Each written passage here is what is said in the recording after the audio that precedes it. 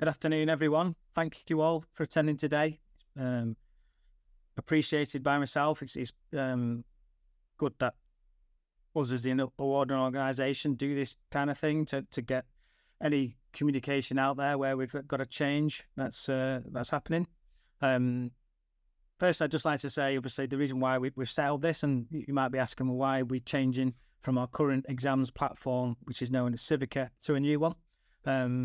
I'd like to say here at Training Qualifications UK, we're always looking to improve our systems. We don't stand still, and any development that we can do, we will do. With Excel Soft, which is a company that we're using, we saw an opportunity to help develop a system with simplicity at its core, not only for the learner, but also for the centres and the invigilators.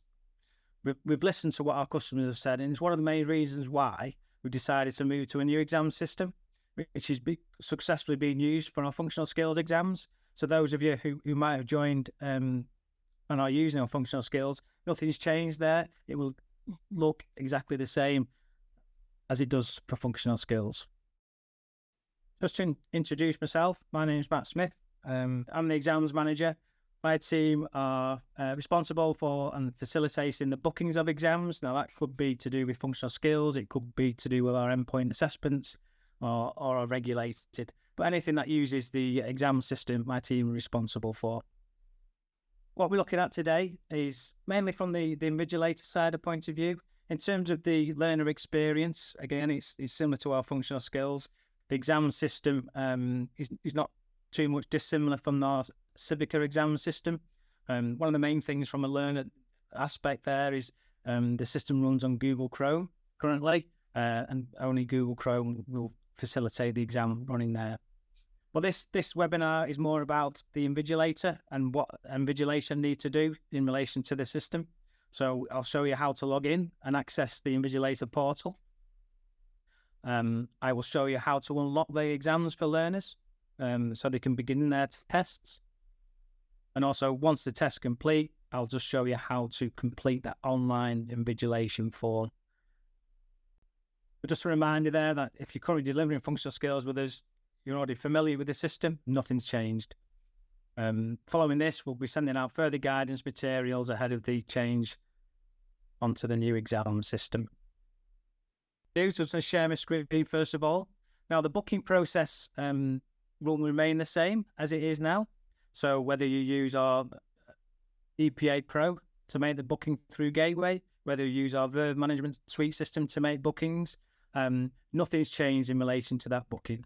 Once a booking is made, then the system will generate an automatic email with details. So if you're the invigilator, then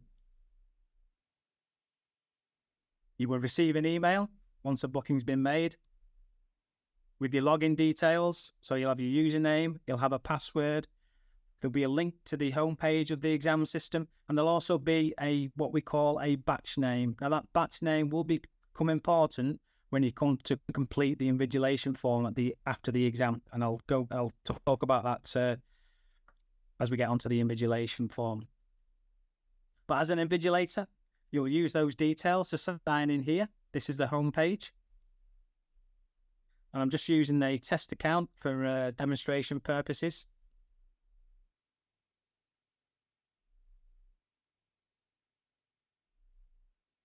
Once you're logged in, you'll be presented with this homepage. And all you need to look at is the exam monitoring system here, found on the left-hand side.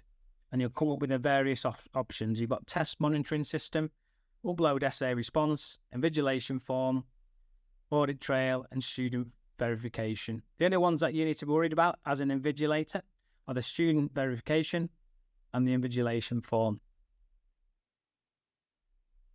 So you've arranged for the learner to come in and you're going to conduct the online exam. You as the invigilator will need to unlock that exam. Now, the learner can't access the exam until it's been unlocked. And how you would do that as an invigilator, you would select student verification. And it'll ask for the login name. Here, you need to have the login name for the user, which will be their email address. That email address will be something that you've provided to Training Qualifications UK for that learner. Once you've typed in the email address and click search, it should come up with the details here. So make sure you've got the correct login name for the learner. The candidate name will be there. The assessment, start and end date, the allocation ID, you don't need to know it as an invigilator. The learner exam number, again, you don't really need to know that. This page really, as the invigilator, the only thing you need to do is, as I say, check the details are correct, make sure they've been booked onto the right exam, and it's this button here is where you're going to unlock that exam. So by clicking on admit, then you're allowing that learner to proceed and take their exam. Once you've clicked on admit, you should get a message, user registration successful, and the message has changed from admit to access enabled, which means the learner is able to access their exam.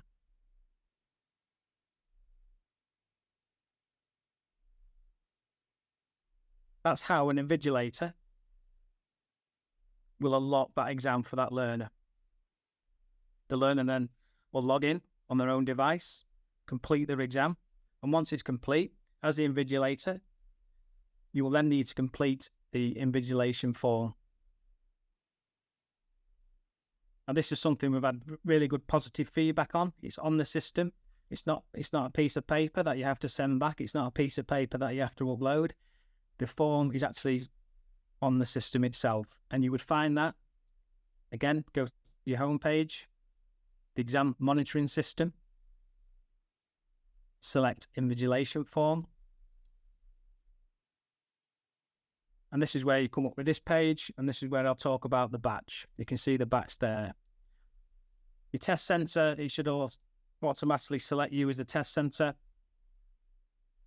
The start date is the date range where the booking's been made or the exam has been sat, and then you need to find that batch. Now, as I mentioned before, when a booking email is sent to the invigilator, it will include the batch name. And that batch name for the learner will be the learner's name and the date of the exam. So that particular user I used before in the demonstration, VQA user 114, that's the batch name. You click view and it'll come up with the online invigilation form. Again, you'll be able to see the apprentice name there, the assessment name, and what you're looking to fill in here. Any comments? If the invigilation and the exam was conducted and there's no issues, then you can type in there no issues in the form.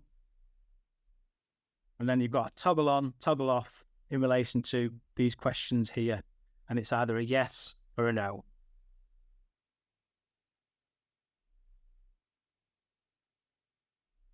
Again, if you need to type anything, if there's been any maladmin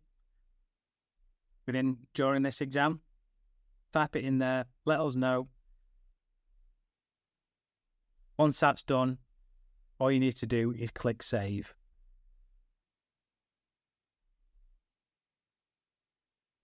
Get a message, updated batch details successfully. So that invigilation there is complete. What my team will do is once the exam's complete, they'll be checking that form is completed. If there's any comments on there, again, they'll read those comments, and if there isn't maladministration, then they'll refer it to the relevant department. But that's the invigilation form filled in. Ideally, we do request it be filled in an hour after the exam has been taken.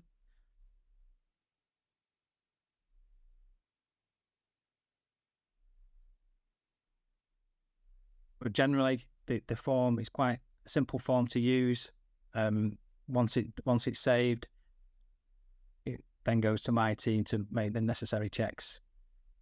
And that's all that's required from an invigilator in terms of an exam being taken online. Like I say, you first of all unlocking that exam by clicking admit for the learner.